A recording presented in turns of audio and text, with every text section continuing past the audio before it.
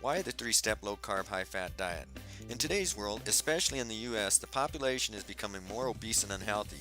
You would think with all the science and knowledge that this would not be true.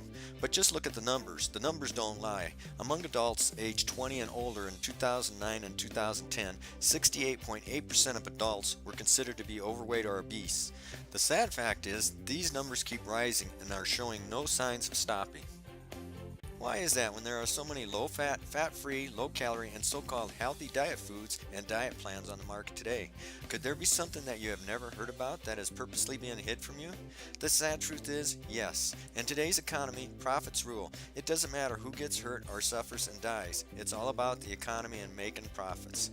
Let's pull back the curtain and explain how this all came about.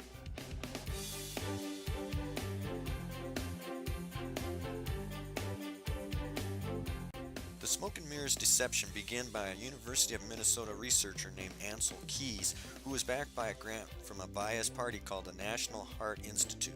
I say biased because without heart disease there would be no need for the National Heart Institute. So it was in the National Heart Institute's best interest to have heart disease.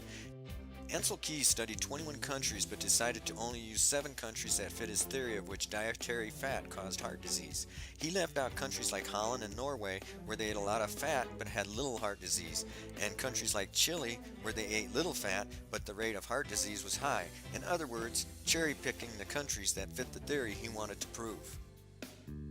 Then, to make matters worse, a U.S. Senate committee led by George McGovern in 1977 published the first dietary goals for the U.S. as a guise to reverse the growing epidemic of heart disease. The dietary goals were to eat less fat, cholesterol, and less refined processed sugars, but to eat more complex carbohydrates from vegetables, fruits, and grains.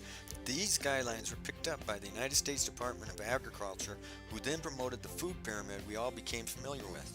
Of course, the USDA's job is to sell grains. Now almost everyone knows that processed sugar is probably not good for you. The USDA even said you should limit your processed sugars. So what about grains? Whether whole grains or not, we must look at what grains really are. Grains are a plant's food storage system and are called complex carbohydrates. Complex carbohydrates are a chain of glucose molecules that are strung together. Glucose is a simple sugar. So when you follow the USDA My Plate food guide, the 2 major portions on your plate are vegetables and by definition, sugar. Although things like bread or products made with flour may not taste sweet, it is still a sugar. Same thing with the starch in potatoes and rice. Sugar causes your blood glucose to spike immediately after you eat, which causes many of the preventable diseases we see exploding today. A few examples you might recognize are obesity, being overweight, atherosclerosis, and cardiovascular disease, cancer, arthritis, cardiacs, osteoporosis, type 2 diabetes, hypertension, and Alzheimer's disease. There are many both profit and so-called non-profit industries that benefit tremendously from this sleight of hand we were dealt. The American Cancer Society, the American Heart Association, the pharmaceutical industry, insurance companies, the medical industry, USDA, and the processed food industry are a few that come off the top of my mind, but I'm sure there are more. Whether they are knowingly doing so or not, they do profit because of it. So if you're waiting for them to do something to change the way things are, don't hold your breath.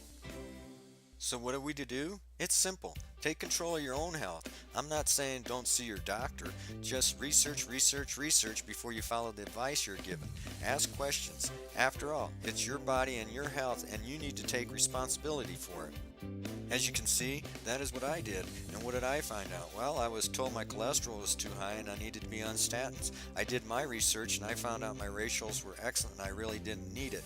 As a disgusting side note here, the American College of Cardiology, ACC, and the American Heart Association, AHA, released new guidelines for the treatment of cholesterol to prevent heart attacks and strokes amid a continuing rise in the rate of heart disease in the United States.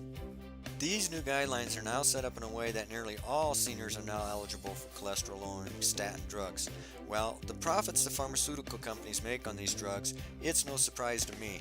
If you are on prescriptions, do your research and see if you really need to be on it. Don't stop taking any prescriptions though until you talk to your doctor about your research.